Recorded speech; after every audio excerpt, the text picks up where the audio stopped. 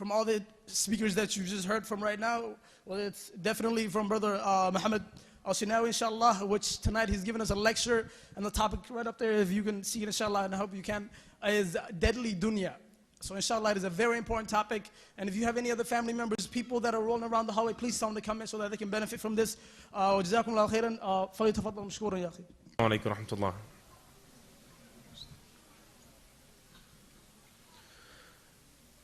الحمد لله حق حمده والصلاة والسلام على محمد رسوله وعبده وعلى آله وصحبه من بعده. أشهد أن لا إله إلا الله وحده لا شريك له ولا شبيه ولا مثيل ولا قرين له وهو الواحد الأحد الفرد الصمد الذي لم يلد ولم يولد ولم يكن له كفوا أحد. وأشهد أن محمدا عبده ونبيه ورسوله. وأشهد أن أصدق الحديث كتاب الله وخير الهدى هدى محمد صلى الله عليه وسلم وشر الأمور محدثاتها وكل محدثة بدعة وكل بدعة ضلالة وكل ضلالة في النار. All praise and glory belongs to Allah in a manner that He deserves. And may the peace and blessings of Allah subhanahu wa ta'ala be upon Muhammad, His servant and His messenger, and upon all those that choose to tread His path after Him. We testify that no one is worthy of worship but Allah, alone without any partners. There is none that resemble Him, none that are peers to Him. He is the one and the only, the one that does not give birth, the one that no birth was given to, the one that none is comparable to. And we bear witness that Muhammad sallallahu alayhi wasallam was His servant and His messenger, and the best of His creation, and the seal of His revelation, and the most beloved of the slaves of Allah to Allah. As we testify, the most truthful of words is the book of Allah, the Quran, and the best of guidance, the sunnah of Rasulullah sallallahu alayhi wasallam.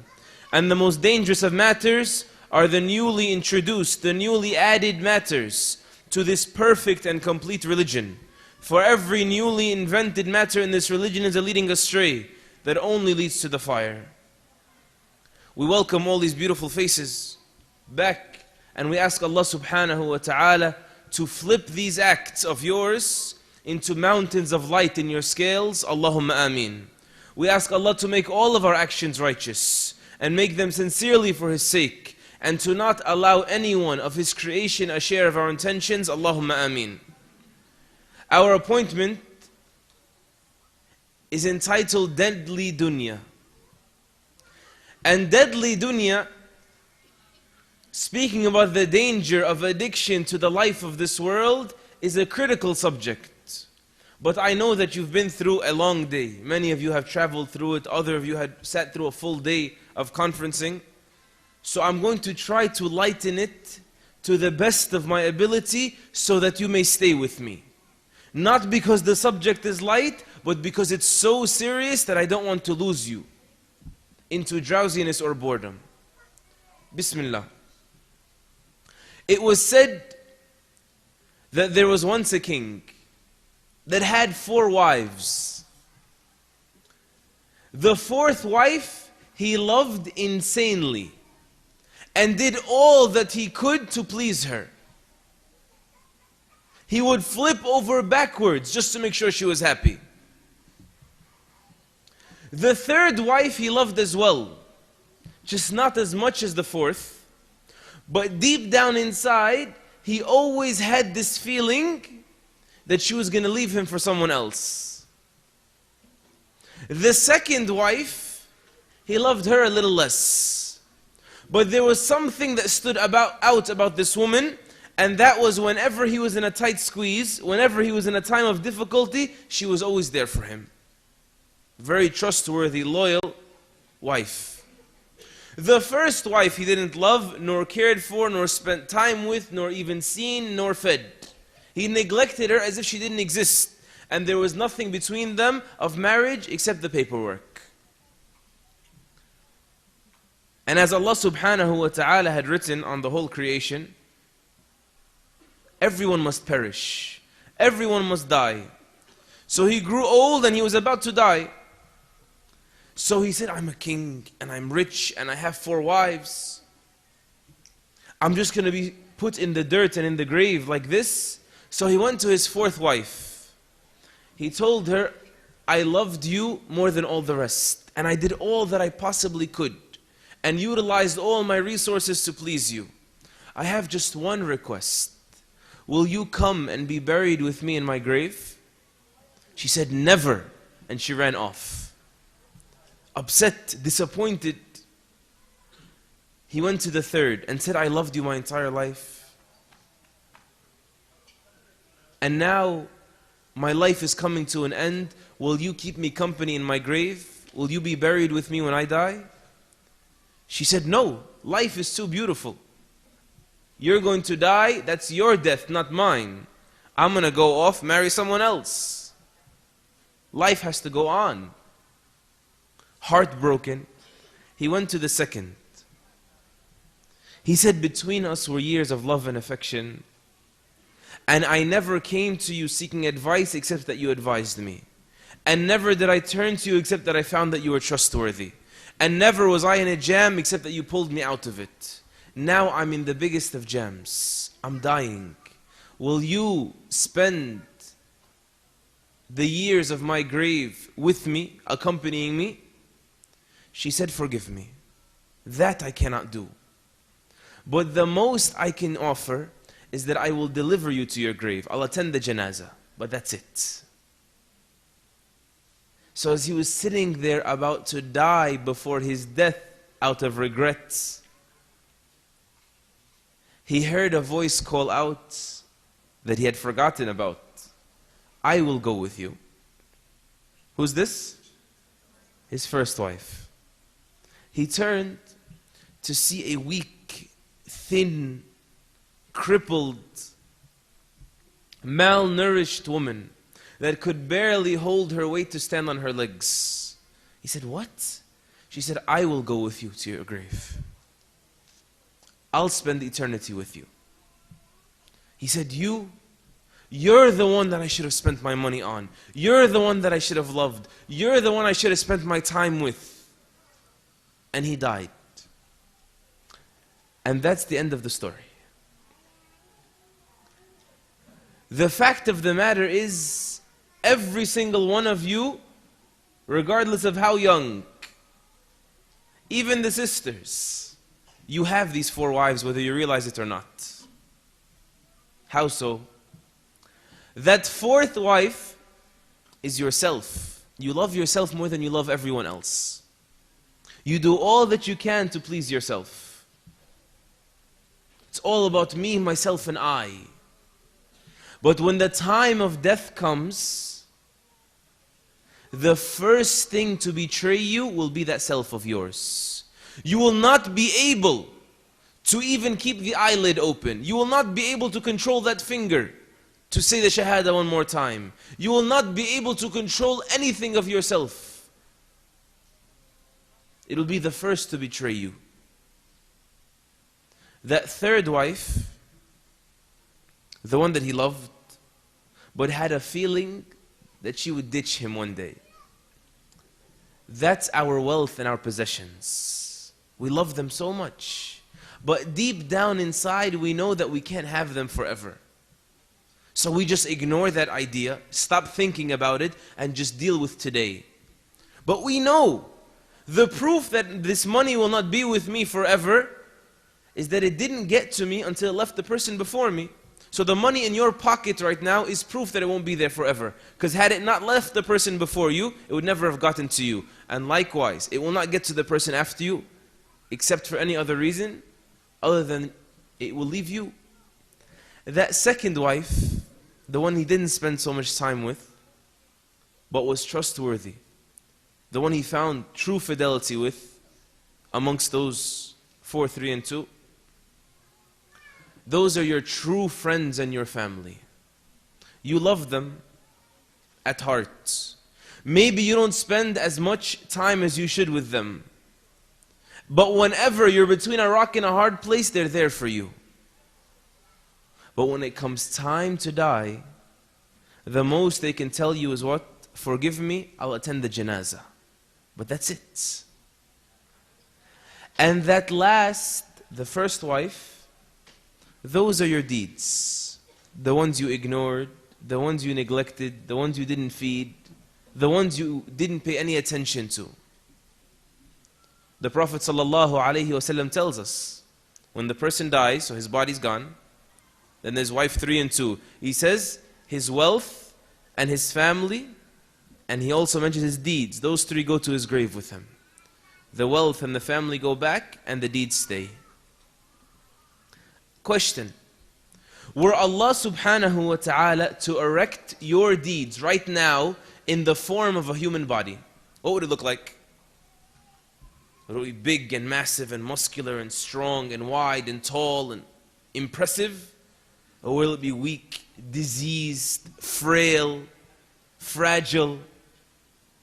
What would your deeds look like were they a human being? Don't you know that the Prophet ﷺ told us that Allah will do that? When the person is placed in his grave, the righteous person, of the many things that occur in the grave, he says sallallahu alayhi wa sallam in the hadith of al-Bara ibn Azib, and a man comes to him with a most beautiful face, most beautiful clothes, the most beautiful of smells. And you tell him, who are you? It's as if I know you, I recognize you. He says, I am your good deeds. And the wicked person, the kafir or the munafiq, or the rebellious sinner, you will see a person with an ugly face, horrific clothes, a putrid smell. Who are you? I'm your evil deeds. I come to keep you company. Look at the extremes between this one giving you company and that one in your grave. And in Sahih al-Targhib wa Tarhib from the hadith of Abu Hurairah, the Prophet ﷺ says the person is placed in his grave and he could hear the footsteps of those that buried him leaving. He says sallallahu alayhi wasallam, say sallallahu alayhi wasallam. If he is a believer, the salah is placed at his head. And zakah is placed on his right. And fasting is placed on his left. And goodness to the creation and the load of good deeds is excellence to the people and to the animals and to the world is placed at his feet. So the punishment comes to attack him from his head. So the salah says, مَا قِبَلِي مَدْخَلْ. The salah itself speaks and says, you're not getting in through me, there's no entrance here. And the punishment comes from the right and the zakah says, no entrance here. The Sawm, same thing. The good deeds, the excellence to the creation, they say the same thing. You're not getting in through me. They're there. And this hadith was mentioned to be Hasan by Al-Haythami and Al-Albani and others. And on the Day of Judgment, Allah subhanahu wa ta'ala says about our deeds, وَوَجَدُوا مَا عَمِلُوا حَاضِرًا. And they find what they did present. You're not just going to find a list. You did this and you did this. The deed itself will be there. And Allah knows best what it will look like. It will be present, the same way you will be present. It will be tangible in front of you.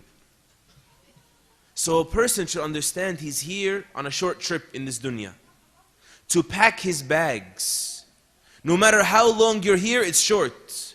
No matter how long the night is, the dawn has to come. You're here to pack your luggage, fill it with good deeds. Don't let anything get in your way. That's your purpose here in the dunya. To worship Allah, fill your baggage, you're journeying back home. To the home of our forefathers, Adam alayhi salam in paradise. But if you don't fill the bags with the right stuff, they'll weigh you down and they won't get you there. If you fill them with addiction to dunya, there is a catastrophe. You see, one of the greatest obstacles en route to preparing for that death, for that journey to the hereafter, is dunya. This materialistic world. How many people refused to accept Islam, even though they were sure that Muhammad sallallahu alayhi wasallam came with the truth from his Lord? Why? Because it was just too much dunya to let go of.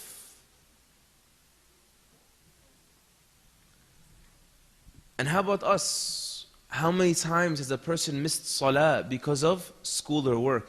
Dunya. How many times has one of us not given zakah or sadaqah because of greed? Dunya. Protectiveness of us over our dunya. Dunya is worthless, without value, cheap. Why? Because it's dunya. What do I mean by that? The definition of the word dunya in the Arabic language is that which is low, by definition. When you say dana, it means to come down, to come close to the ground.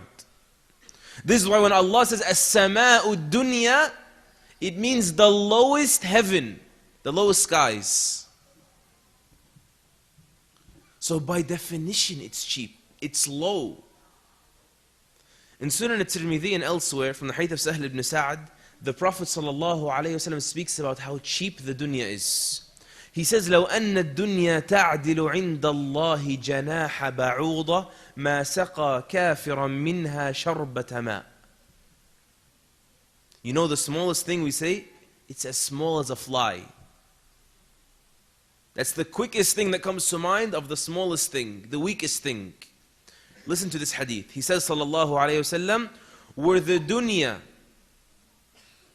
to be worth, not a fly, not even a mosquito, the wing of a mosquito to Allah, He would not have given the disbeliever a drink of water in it.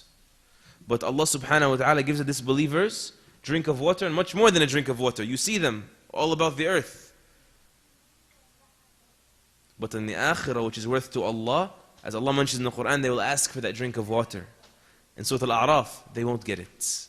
Because the value is in akhirah, and lowliness is in the dunya. And the other hadith, the Prophet ﷺ was walking with the Sahaba, and look at this hands-on learning. He passed by a dead carcass, the body of a dead animal, a sheep or a lamb. And its ears were cut off. And it was dead. So he said, who's going to buy this? I'll sell it to you for a dirham or 2 dirham, like $1 or $2. They said, O Messenger of Allah, even if it was alive, we wouldn't buy it. His ears cut off, it's worthless. And the type of thing you say, what, me buy it? You have to pay me to take that. He told them, sallallahu alayhi wasallam, indeed, the dunya is less in the sight of Allah than this is in your eyes. You think this is cheap? The dunya is cheaper in Allah's eyes than this is in yours. And Allah Azza wa Jal says, بل تؤثرون الحياة الدنيا والآخرة خير وأبقى. No, rather, you choose, you prefer the life of this world. Whereas the hereafter, listen, is better and more lasting. You know the Arab, when they were speaking about the importance of permanence, something being permanent, they have this saying, this proverb that goes, الخشب الباقي خير من الذهب الفاني. Wood that is permanent is better than gold that is temporary. Meaning if I could have a piece of wood forever, it's better than having a piece of gold for 5 seconds. Because at least this one's lasting. Allah says the hereafter is better and more lasting. So how could you ever pick the dunya over it when it is temporary and more worthless? So the dunya is cheap. On top of that, the dunya is treacherous. It can't be trusted. Ibn al-Qayyim rahimahullah says something very beautiful.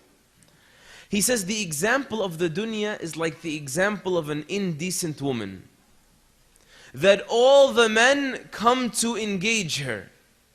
And she leads them on, and then she betrays them. You know, engagement is nothing. Engagement is a promise that they'll marry one day.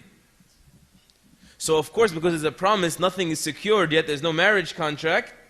You see the brother, he does his best in engagement. He goes and borrows the suit from his best friend, and he goes to other friend's house and gets the cologne, and then he gels his hair. He comes to see the girl that he's engaged to. He invests so much, he makes such a commitment based on a promise. And then in the end she can say, psh, get out of here. Take a hike. Likewise the dunya. People commit and they make such presentations, they make such dedication to this dunya. They devote their lives and their wealth and their health and their families sometimes to it, and then it throws them to the curb. And it does it over and over and over again. Look, for example, the people that live to gather wealth. A guy spends his entire life collecting and collecting and collecting. He enslaved himself to money. And how many people are like this? A lot. So by the time he finally collected enough, in his eyes, he thinks finally it's enough, he found himself to be an old man. He's full of white hair now. And he can't benefit with the money. What's he going to do? He's 70 years old now, finally on a retirement plan. He's going to ride a roller coaster? No, his neck hurts. What's he going to do? He's an old man. So he missed out on his dunya. He couldn't have fun. He was working the whole time. And then when he finally got the money that he thought he was going to have fun with, he couldn't benefit from it because he didn't have the health and the physical ability to benefit from it, nor the desire. This is part of the doom of those that enslave themselves to dunya. And in Sahih Bukhari from the hadith of Abu Hurairah, the Prophet ﷺ says this. He makes dua against such foolish people. He says, "Ta'isa abdu dinar." Doomed is the slave of the dinar. Ta'isa abdu dirham, another currency. Doomed is the slave of the dirham. It's like the dollar and the coin. Ta'isa abdu al-qatifa. Doomed is the slave of nice clothing. Ta'isa abdu al-khamisa. Doomed is the slave of new glamorous, shimmery garments. Ta'isa wantakas. He is doomed and he has fallen. وَإِذَا شِيكَ فَلَن تُقِشْ. And when he is poked, may the thorn never be removed. He makes dua against him. Sallallahu alayhi wasallam. How could you enslave yourself to this? This old man saved up all the money and then didn't even get anything out of it. Then he dies and who gets the money?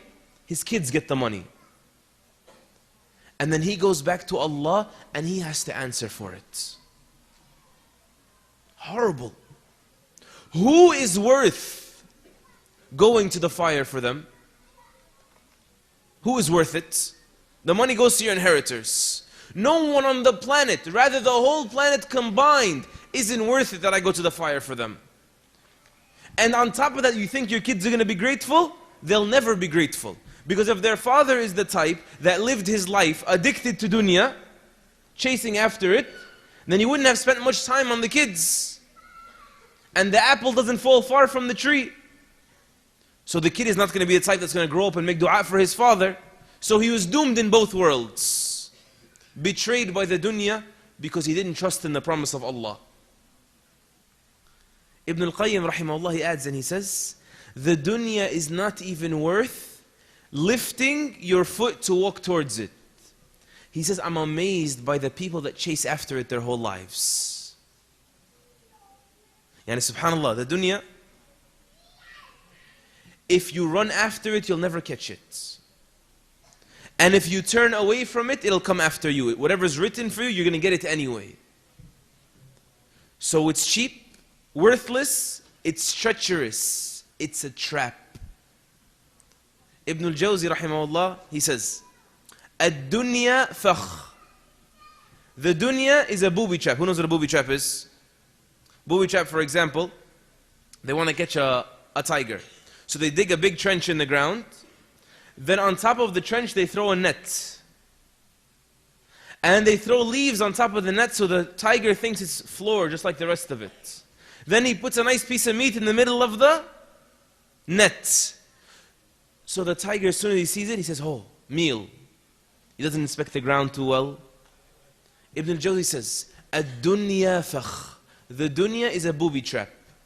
وَالْجَاهِلُ مِنْ أَوَّلِ نَظْرَةٍ يَقَعْ. And only the fool At first glance, he jumps. Hold on, let's think about this. Is it really worth it? Let's analyze the situation. No, he saw the meat, he just jumped right on it, and he got caught in the trap.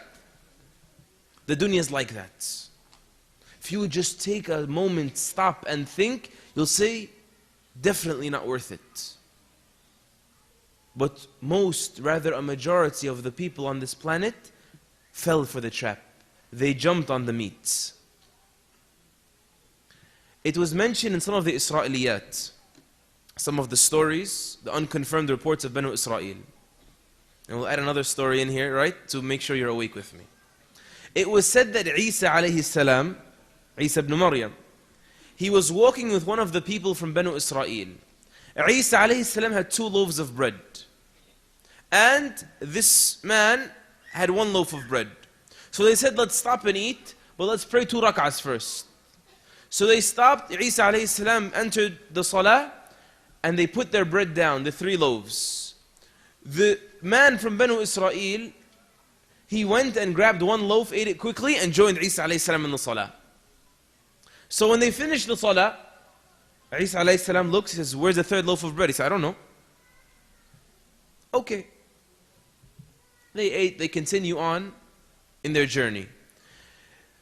They get to a river. So Isa alayhi salam takes the man by his hand, and one of the miracles that Allah granted him, he ran across the top of the water with this man. So the man couldn't believe it. I'm walking on water, the surface of the water, I'm walking on it. What just happened?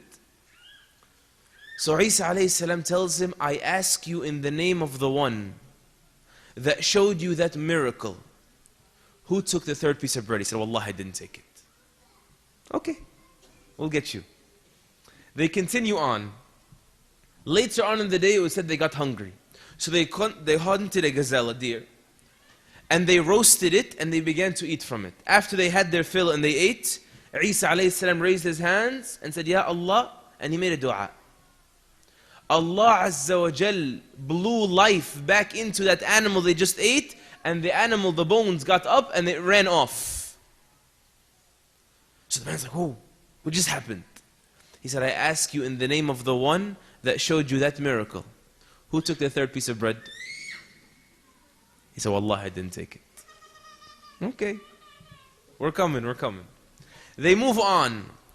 They get to 3 piles of dirt.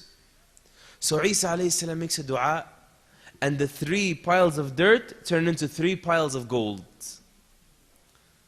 So Isa alayhi salam says, this one is for me, and this one is for you, and this is for the owner of the 3rd piece of bread. He said, I took the 3rd piece of bread. Dunya.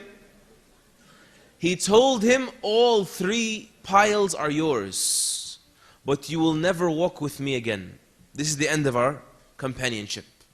And he left him. The man, he's drunk with dunya. He doesn't care that he's missing out on the friendship of a prophet. He doesn't care that Allah may be angry at him. He's drunk. All he sees is, what he doesn't know is a booby trap. So he's sitting there, happy, rejoiced, counting the gold. How am I going to get it out of here? How am I going to go hide this? So what happens is, 3 bandits, thieves, they find him, they kill him. They say, 3 piles, 3 of us, perfect. How convenient. They said, we have to skip town quickly before the owner of this treasure comes and finds it and claims it. So what are we going to do? We have to leave the city. One of us goes to the market, picks up food for the journey. The other 2 here stay and protect the gold. Deal. The one goes to the city to buy them food. Shaitan comes to him and says, why do you have to share with them? Put poison in the food. They eat it, they die, and you take the 3 piles. And Shaitan goes to the other 2 and says, why do you have to share it? You're 2, he's 1. You double team him, kill him, and you split it. 1.5 piles, 1.5 piles. And so, the man returns, they pounce on him, they kill him. Then they eat the food and they die. So now we have 3 piles of gold and 4 dead bodies. It was said that later on, Isa alayhi salam returned. And with him were his Sahaba, his companions or apostles or disciples, his students. So he saw this scene, he began to cry. And he said, this is what the dunya does with its people. Just when they think they have it, it gets pulled out from under them and they have to go answer to Allah for it. The cure now to deadly dunya. Al-Hakim and Ibn Majah, they both narrate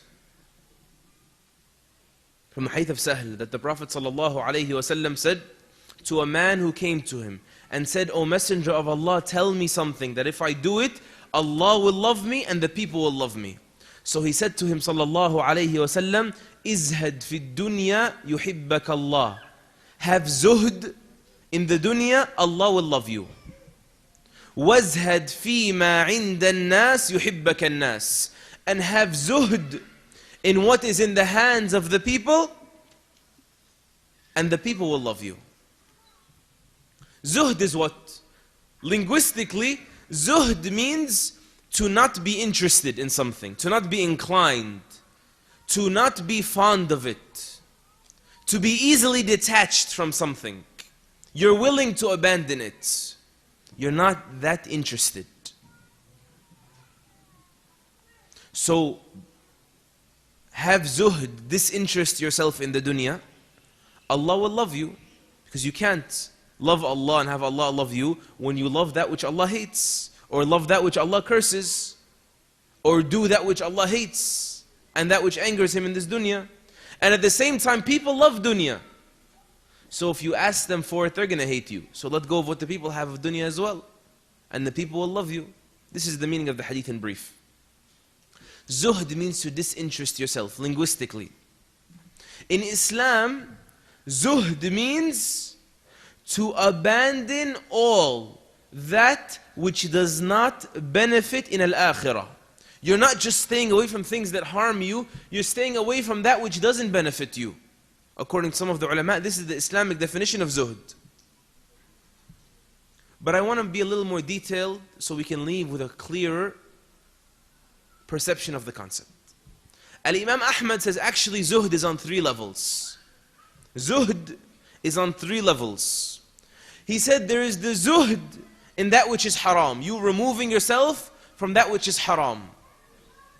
And this is an obligation on every person. This is an obligation on every person. Haram that you're able to do, but you let go of it for Allah. For example, your neighbor. She's available. She's young. She's pretty. Your neighbor's parents trust you. You know when people aren't home, so you can talk, you can flirt, you can do these things, but it's haram. So you're obligated to have zuhd in something like that. That's fard. He says the second type of zuhd is to have zuhd in that which is excess, that which is extra of the dunya. Meaning to disinterest, to cut yourself off from the things that you don't need of the dunya.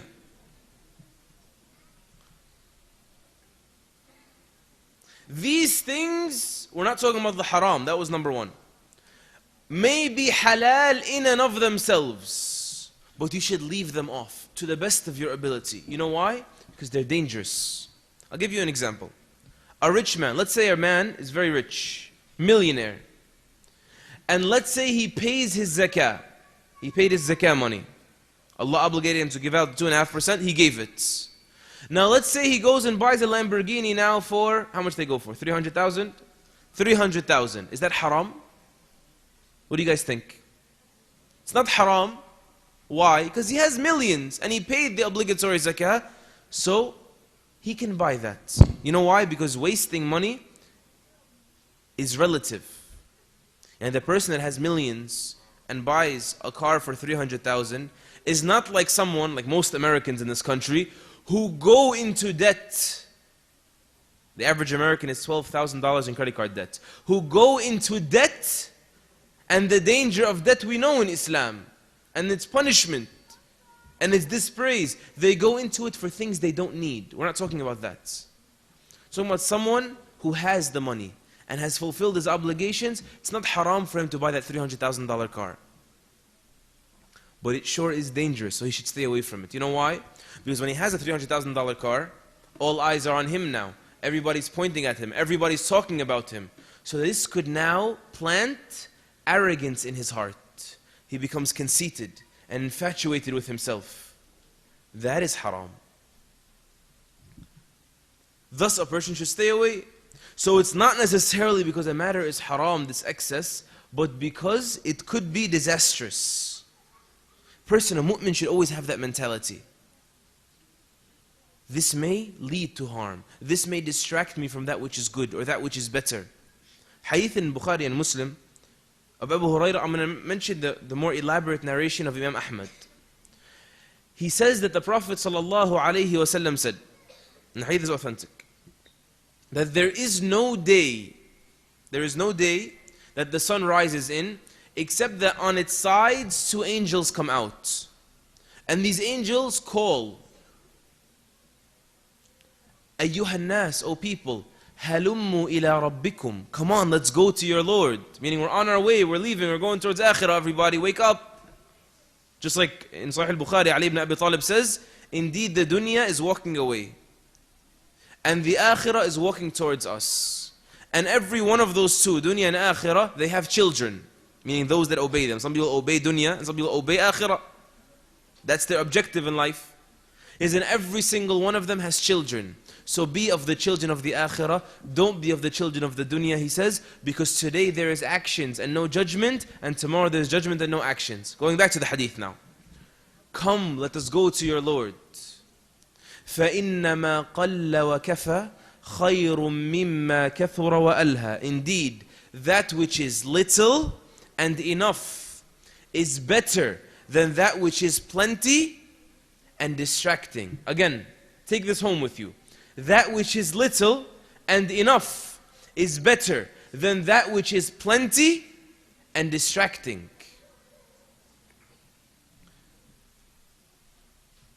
How many times, for example, did you rush through salah because you filled your stomach with food? Is it haram to fill your stomach with food?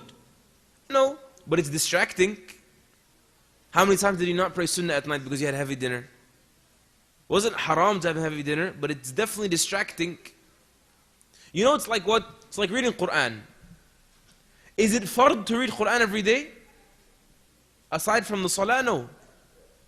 Aside from al-Fatiha and salah, it's recommended to read Quran.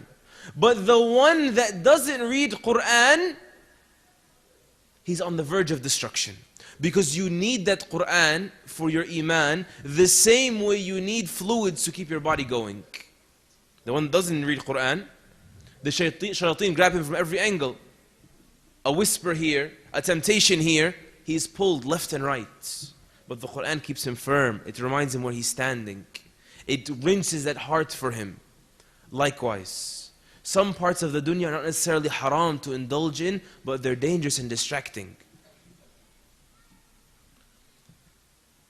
How many of us got too comfortable with something or a way of life that we were unable to sacrifice when we knew that deen made something fard on us later?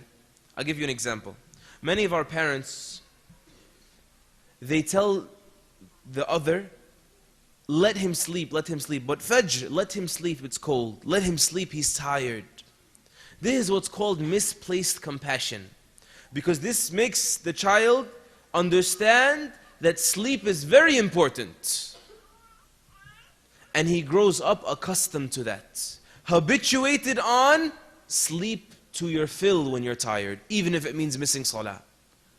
So that comfort is dangerous. Later on, same thing. He hears a lecture, he gets real, fired up, and then he goes outside, he cools off. He can't implement it. Why? Because he's used to a life of comfort.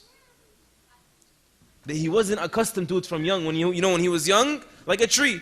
A tree, when it's real small, you want the tree to grow this way or this way or this way. What do you want to do? You tie a small little string to any direction, and the tree will lean that way. But after the tree already established itself, and its roots are firm in the ground, and it shot up into the sky, this way. You want the tree to go this way now. What do you have to do? You have to tie it with a chain and Ford F-150 Super Crew, and then you're probably going to break it in the end. So a person needs to re-accustom themselves, re-habituate themselves outside of this comfort with the dunya. Another example, very quickly, so we can move on to the conclusion, inshallah. The concept of hijrah. Many people came to this country for dunya. Then they saw their deen, or the deen of their children, was in jeopardy.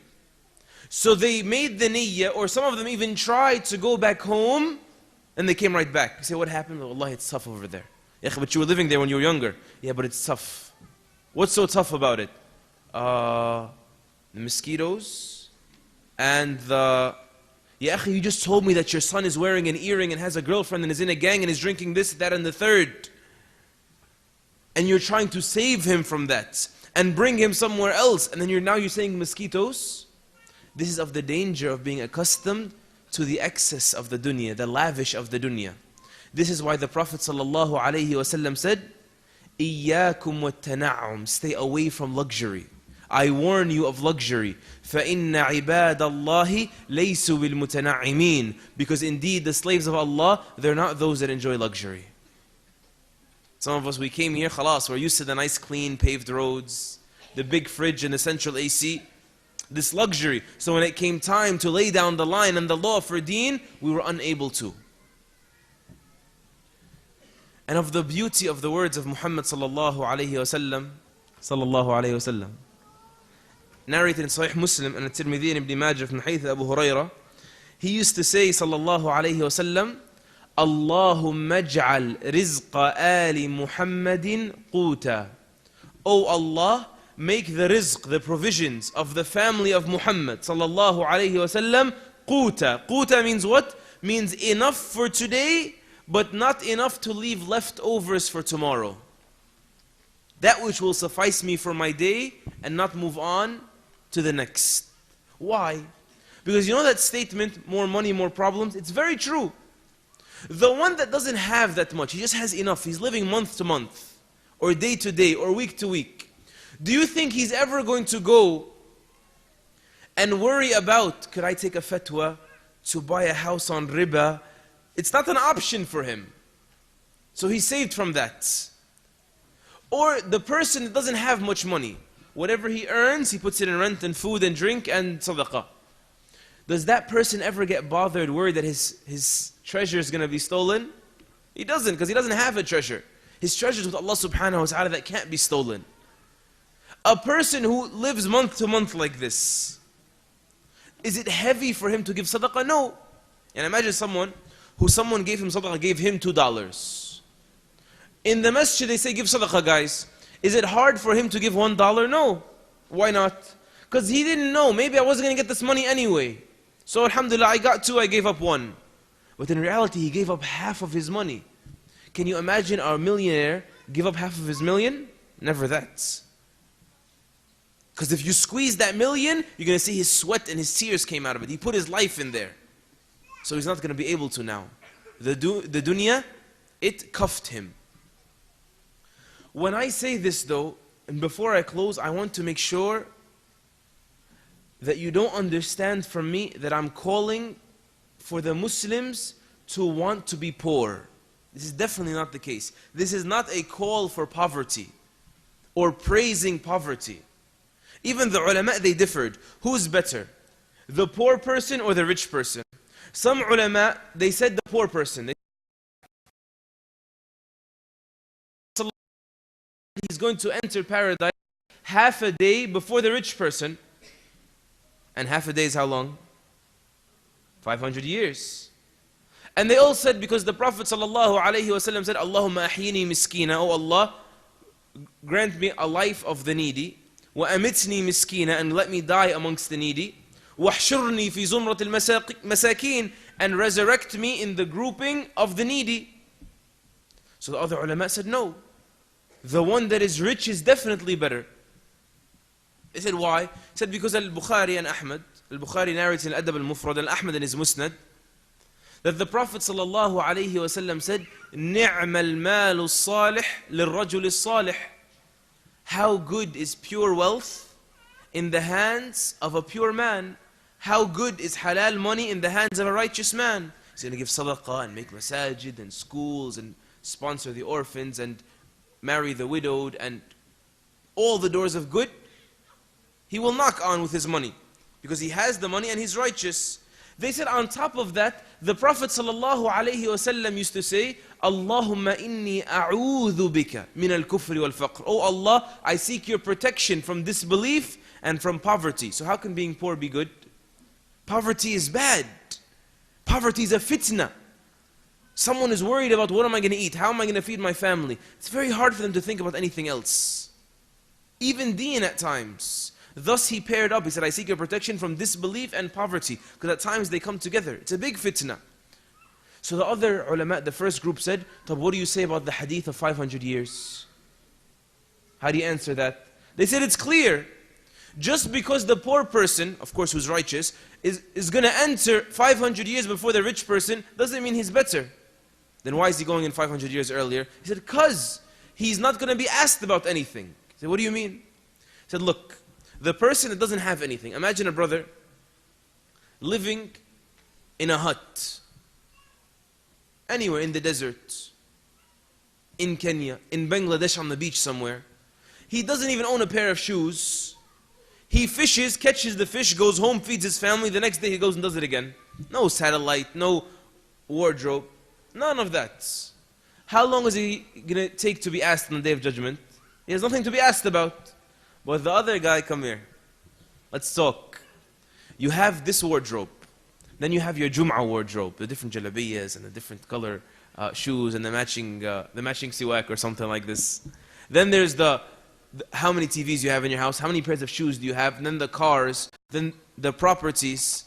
He'll be there for a while. Allah Azza wa Jal says, ثُمَّ لَتُسْأَلُنَّ يَوْمَئِذٍ عَنِ النَّعِيمِ. And then you will be asked on that day about all your blessings.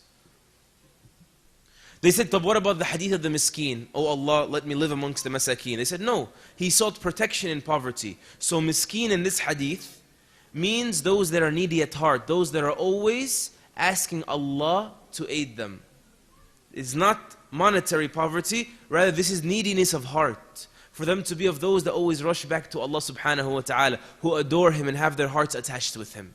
So being poor is not praiseworthy in and of itself. The third type of zuhd, I know we stayed on the second for a while. The third type of zuhd, Imam Ahmad rahimahullah says, is to disinterest yourself, to cut yourself off, to abandon all that which distracts you from remembering Allah at any moment. This, of course, is something only the elite of the elite of the elite can accomplish. In Sahih Muslim, Hanzala, he goes to the Prophet sallallahu alaihi wasallam and says, Hanzala is a munafiq, he's a hypocrite. He said, why? He told him, when you speak to us about Jannah and Nar, فَكَأَنَّا رَأْيَ عَيْنٍ. It's as if both of them are right in front of our eyes. Then we go home to our children and our families and our property, and we forget, meaning the effects lessen, of much of what you said. He said, oh Hanzala, if you stay the way you were when you were with me, remembering Allah as if the Day of Judgment is upon you, if you stay like that, the angels will be shaking your hands in the roadways. But he says, oh Hanzala, an hour and an hour. Worship Allah and remember Him for an hour, and then make the niyyah to relax so that you can come back to worshipping Allah and remembering Him again. So the third level of those that abandon all that which distracts them from Allah subhanahu wa ta'ala. And of course the Prophet sallallahu alayhi wa sallam and the Sahaba were the living example of this. Just one narration about the Prophet sallallahu alayhi wa sallam. Urwa, the nephew of Aisha, the wife of the Prophet sallallahu alayhi wa sallam, he asked her what was it like living with the Prophet sallallahu alayhi wa sallam. She said, I swear, a moon and then a moon and then a moon would come over us, and no fire would be lit in the home of the Prophet sallallahu alayhi wa sallam. No fire would be lit. You know what that means? No cooking. Means what? No meat. You know, forget no meat. If you had a BLT, right? Halal, of course. If you had your favorite Cajun chicken or sirloin steak, whatever, if you had the same meat for 3 days in a row, you're going to be like, oh man, again? He did not have meat, and he is the messenger of Allah for 3 months at a time. This was normal.